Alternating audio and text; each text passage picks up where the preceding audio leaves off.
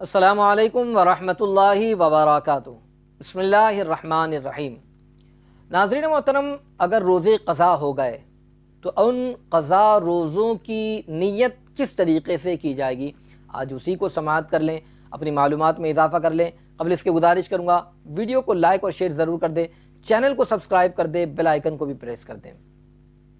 तो नाज़रीन मोहतरम, अगर रोज़े क़ज़ा हो गए हैं किसी वजह से, शरई मजबूरी की वजह से, तो अब उसकी नीयत किस तरीके से करें।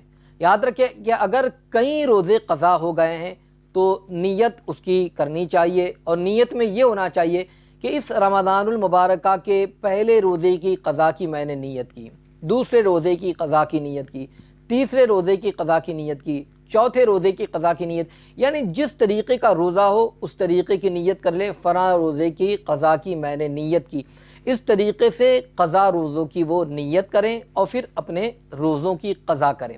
मगर याद रखिए कि अगर कुछ साल के रोज़े क़ज़ा हो गए, जैसे इस साल कुछ रोज़े क़ज़ा, फिर पिछले साल भी कुछ रह गए थे, उसके बाद भी, उससे पहले भी, यानी चंद सालों के रोज़े क़ज़ा रह गए हैं, तो अब ऐसी सूरत में नीयत क्या करें। तो याद रखिए कि ऐसी सूरत में नीयत करें कि फ़लाँ सन के अंदर रमज़ान शरीफ के जो मेरे रोज़े क़ज़ा हो गए थे, अल्लाह मैं उस रोज़े की क़ज़ा की नीयत की मैंने।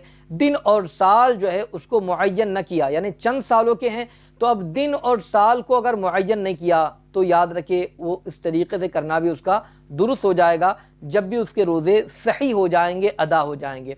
मगर ये कि अगर इस साल के रोज़े क़ज़ा है तो वो नीयत कर ले कि पहला रोज़ा, दूसरा रोज़ा या तीसरा रोज़ा या जो भी रोज़ा क़ज़ा हो गया है उसकी वो इस तरीक़े की नीयत कर ले। मगर याद रखें कि अगर रोज़े किसी वजह से क़ज़ा हो चुके हैं तो जल्द अज जल्द उन रोज़ों को अदा करें, अल्लाह की बारगाह में तौबा और इस्तिग़फ़ार करें, अल्लाह की बारगाह में माफ़ी मांगे। अल्लाह ताला हम तमाम को माह रमज़ान की बरकतों से माला माल फरमाए, इसमें रोज़ा रखने की तौफ़ीक़ अता फरमाए, उसे कबूल फरमाए।